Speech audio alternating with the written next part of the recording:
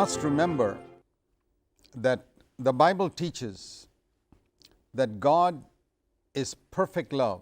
Bible దేవుని యొక్క పరిపూర్ణమైన ప్రేమను గురించి మనకు చెప్తుంది. దీన్ని మనం మర్చిపోకూడదు. We cannot even understand on earth what that type of love means.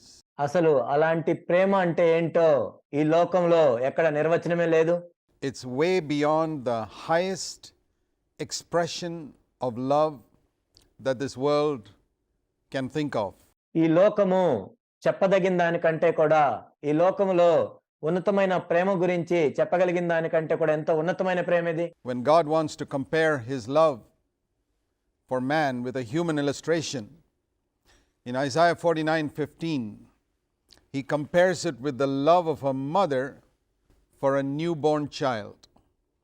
A lot of things that we call love, మానవుని ఎడల దేవుడు కలిగి ఉన్న ప్రేమను దేవుడు యెషయా గ్రంథం 49:15 ఈ విధంగా వర్ణించాడు. అదేంటంటే ఒక చంటి బిడ్డ ఎడల ఒక తల్లి ఏ విధమైన ప్రేమ కలిగి ఉంటుందో అలాంటిది. on earth, the love between boy and a girl is influenced a lot. Our thinking is influenced by what we have read in romantic stories or by the cinema. ప్రేమ అంటే ఒక అబ్బాయికి అమ్మాయికి మధ్య ఉండే ప్రేమని మనం అనుకుంటూ ఉంటాం. ప్రేమ అనే భావము అనేక రొమాంటిక్ సినిమాల నుంచి మనం అర్థం చేసుకుంటూ ఉంటాం. But that is not the greatest expression of love on the face of the earth. కానీ ఈ భూమి మీద మనం చూసినట్లయితే ప్రేమను గురించి వర్ణించేది అది కాదు.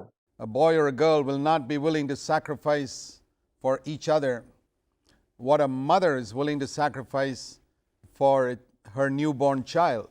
ఒక చంటి బిడ్డ కోసం తల్లి ఏ విధంగా త్యాగం చేస్తుందో, ఒక అమ్మాయో అబ్బాయో ఒకరి గురించి ఒకరు అలాంటి త్యాగం చేయరు. And so when God speaks about his love, he speaks about his love as the love of a mother for a newborn child, especially when it's first born. A mother's love for that baby is intense, even though the mother knows that this baby is going to be very demanding in terms of time, and she'll have to make a lot of sacrifices for the baby. She's still willing to do it. మొట్టమొదటిగా జన్మించిన ఒక చంటి బిడ్డ మీద తల్లి ఎలాంటి ప్రేమ కలిగి ఉంటుందో, ఆ తల్లి నుంచి ఆ బిడ్డ ఎంతో సమయాన్ని కోరుకుంటాడని తెలుసు, ఎన్నో ఇబ్బందులు పడాలని తెలుసు. అయినా కానీ ఆ బిడ్డను ప్రేమించాలని ఆ తల్లి అనుకుంటుంది. దేవుడు కూడా మానవుని ఎడల అలాంటి ప్రేమను కలిగి ఉన్నాడు. And that is only a small picture of the tremendous love that God has for man. మానవుని ఎడల దేవుడు కలిగి ఉన్న ప్రేమను వర్ణించటానికి ఇది ఒక చిన్న సాదృశ్య రూపకమైన ఉదాహరణ మాత్రమే. If we don't understand this, we will get a wrong concept of God and a wrong concept of the true Christian faith. మనం దీన్ని సరిగా అర్థం చేసుకున్నట్లయితే దేవుడు అంటే మనం ఒక తప్పుడు అభిప్రాయాన్ని కలిగి ఉంటాం. నిజమైన క్రైస్తవ్యం అంటే కూడా ఒక తప్పుడు అభిప్రాయాన్ని కలిగి ఉంటాం. Almost all religions in the world proclaim a God who is strict, a judge. ఈ లోకంలో అన్ని మతాలు కూడా ఏం చేస్తాయంటే దేవుడు ఎంతో కఠినాత్ముడని, తీర్పు తీర్చేవాడని చూపిస్తూ ఉంటాయి. And many people anyway, in their understanding of God, think of God as a severe judge or a policeman who's out to catch them for some wrong thing that they did. అనేక మంది మనుషులు ఏమనుకుంటారంటే దేవుడు ఎంతో కఠినంగా తీర్పు తీర్చే వ్యక్తి అని, ఏదైనా తప్పు చేసిన వెంటనే ఒక పోలీసు వలె పట్టుకుంటాడని ఆ విధంగా అర్థం చేసుకుంటూ ఉంటారు. But the true revelation of God in the Bible, and particularly that which came through Jesus Christ when he came to this earth, is one of a God who loves us intensely. కానీ బైబిల్లో నిజమైన ప్రత్యక్షత ఏంటి అంటే, ముఖ్యంగా యేసుక్రీస్తు ప్రభువారు ఈ భూమి మీదకి వచ్చినప్పుడు ఆయన తీసుకువచ్చింది ఏంటంటే ఎంతగానో ప్రేమించే తండ్రి దేవుడిగా మనకున్నాడు. Jesus constantly tried to explain to his disciples that God was a father. యేసుక్రీస్తు ప్రభువారు ఎల్లప్పుడూ కూడా దేవుడు మనకు తండ్రిగా ఉన్నాడు అని శిష్యులకు వివరిస్తూ ఉండేవాడు. One who cared for his children much more than the best earthly father. ఈ భూమి మీద ఉన్న శ్రేష్టమైన తండ్రి కంటే కూడా ఎంతో ఎక్కువగా మనల్ని పట్టించుకుండే దేవుడు తండ్రిగా ఉన్నాడు. Cared for his child. And Jesus used this expression in Matthew chapter 7. He said, if you, being evil, know how to give good gifts to your children, how much more shall your heavenly Father give good gifts to those who ask him? మత్తయి సువార్త 7వ అధ్యాయంలో యేసుక్రీస్తు ప్రభువారు ఈ విధంగా చెప్పారు.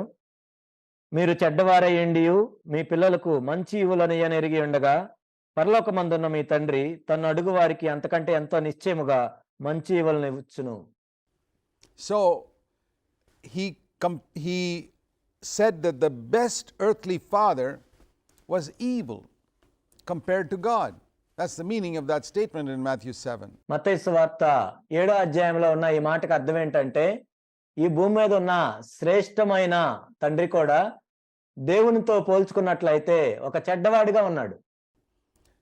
You being evil, that means the best earthly father you can think of compared to God is evil. It doesn't mean that that father is evil, but in comparison to God. మీరు చెడ్డవారై ఉండి అని ఇక్కడ చెప్పబడింది. అంటే ఈ భూమి మీద ఉన్న శ్రేష్టమైన తండ్రి కూడా దేవునితో పోల్చుకున్నప్పుడు చెడ్డవాడిగానే ఉన్నాడు. అంటే ఆ తండ్రి అక్కడ చెడ్డవాడిగా ఉన్నాడని కాదు, దేవునితో పోల్చి చూసినప్పుడు చెడ్డవాడిగా ఉన్నాడు. It's something like the light of the star compared to the light of the sun is almost like darkness.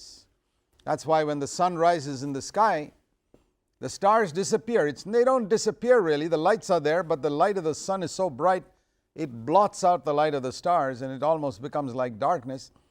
And that's what Jesus meant when he said that the best earthly father's love would disappear and become darkness compared to the love of God. నక్షత్రాల వెలుగుని మనం చూసినట్లయితే సూర్యుని యొక్క వెలుగు వచ్చినప్పుడు ఆ నక్షత్రాల వెలుగు మనకు కనపడదు. అంటే అక్కడ నక్షత్రాలు వెలగవని కాదు, సూర్యునికున్న వెలుగుతో మనం పోల్చి చూసినప్పుడు దాదాపుగా నక్షత్రాల యొక్క వెలుగు చీకటిగా మనకు కనపడుతుంది. ఇక్కడ యేసుక్రీస్తు ప్రభువారు కూడా ఇదే విధంగా చెప్తున్నారు. దేవుని యొక్క ప్రేమతో మనం పోల్చి చూసినప్పుడు ఒక తండ్రి యొక్క ప్రేమ కూడా ఎంతో చీకటిగా ఉంటుంది. అందుకే చెడ్డవారైనా మీరు అని దేవుడు ఇక్కడ చెప్పాడు. This is foundational to our coming into any relationship with God. మనము దేవుని దగ్గరికి రావటానికి ఇది ఎంతో ప్రాథమికమైన విషయము.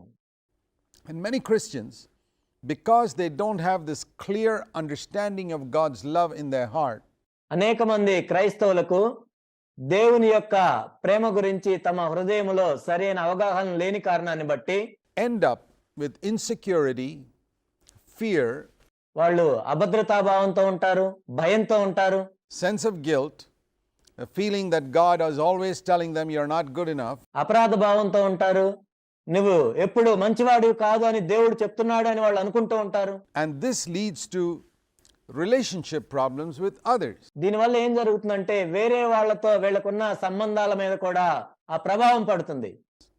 In families and with other Christians and just with other people in the world. కుటుంబంలో ఇతర క్రైస్తవులతో లోకంలోని ఇతరులతో కూడా ఆ విధంగా ఉంటుంది.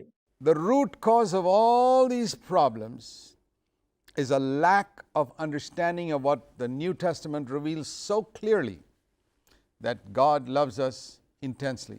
దీనంతటికీ మూల కారణం ఏంటంటే క్రొత్త నిబంధనలో ఏదైతే బయలుపరచబడిందో దేవుడు మనల్ని ఎంతగానో ప్రేమిస్తున్నాడు అనే సత్యాన్ని వాళ్ళు ఎరగకుండా ఉండటమే. So everything that God has planned for us and everything that God teaches in His Word must be understood in the light of this love. దేవుడు మన గురించి ఏ ప్రణాళిక కలిగి ఉన్నాడో మరియు బైబిల్లో దేవుని యొక్క వాక్యంలో దేవుడు ఏదైతే చెప్తున్నాడో అవన్నీ కూడా ఈ ప్రేమ అనే వెలుగులో మనం అర్థం చేసుకోవాలి. Otherwise, we'll get it all wrong. లేనట్లయితే అన్ని తప్పుగా మనకు అర్థమవుతాయి.